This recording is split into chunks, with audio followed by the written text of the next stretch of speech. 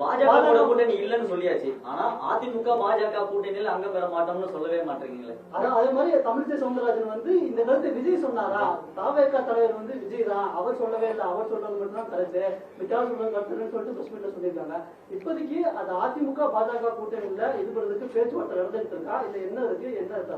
அதாவது எங்களுடைய துணை பொதுச் செயலர் நிர்மல்குமார் அவர்கள் சொல்றதும் சரி, அவர் கொடுத்த ஸ்டேட்மெண்ட் சரி, இல்ல நான் பேசுறதும் சரி, ஒரு ஒரு டீடைல் டிஸ்கஷன்ஸும் ஆர்குமெண்ட்டும் தலைவரோட நடந்து எல்லாரும் ஒரு தலைவருடைய வழிகாட்டல என்ன முடிவு எடுக்கிறோமோ அதுதான் வந்து இங்க பேச போறோம். அதனால வந்து நிர்மல்குமார் அவர்கள் சொன்னதை வந்து அப்படியே நான் வழிமொழிகிறேன்.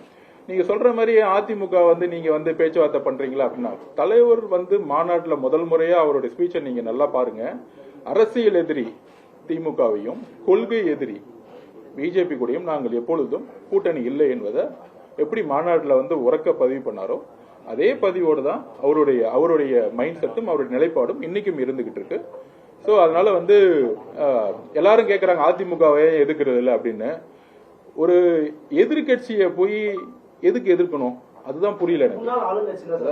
இல்ல இன்னைக்கு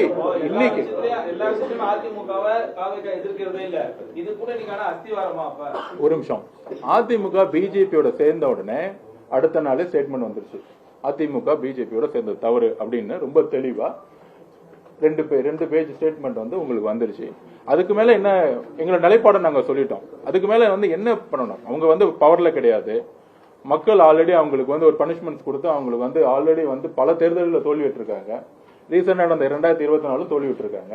ஸோ எல்லா தேர்தலிலும் தோல்வியிட்டு ஒரு கட்சியை எதுக்கு நாங்க வந்து எதுக்காக என்ன ரீசன், அதான் சொல்றோம்ல, ஒரு ஆப்போசிஷன் பார்ட்டியை எதிர்க்கக்கூடிய ஸ்ட்ராட்டஜி என்னவா இருக்க முடியும்?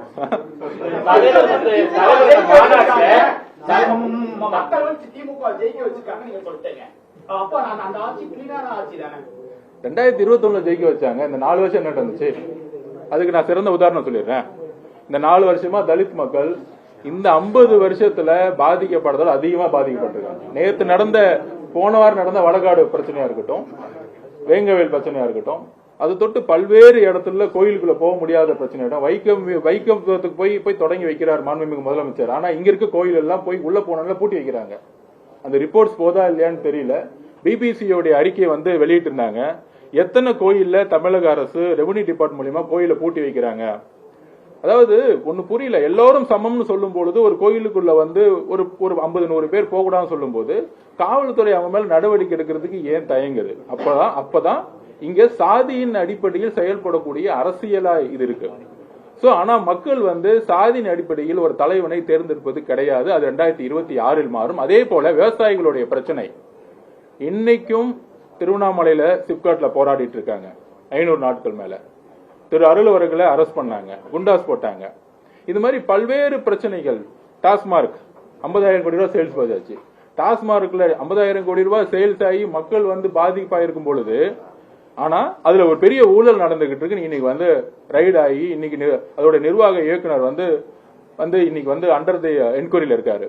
சோ இது மாதிரி எல்லா துறையிலையும் ஊழலை மட்டுமே அடிப்படையாக கொண்டு அந்த ஊழலை வந்து மறைக்கிறதுக்காக சமூக நீதியும் பிஜேபி எதிர்ப்பு மனநிலையும் மட்டுமே காமிச்சு இத்தனை காலம் அரசியல் ஜெயிச்சதுக்கான காரணம் பிஜேபியுடன் அதிமுக சேர்ந்ததுனால அந்த ஒரே ஒரு பிளானோட வந்து அவங்க ஜெயிச்சுட்டே இருந்திருக்காங்க. தமிழக வெற்றி கழகத்துடைய தலைவர் விஜயனுடைய வருகை உண்மையான அரசியலையும் வெளிப்படைத்தன்மையான அரசியலையும் உருவாக்கும் அப்படிங்கறதா எங்களுடைய தமிழக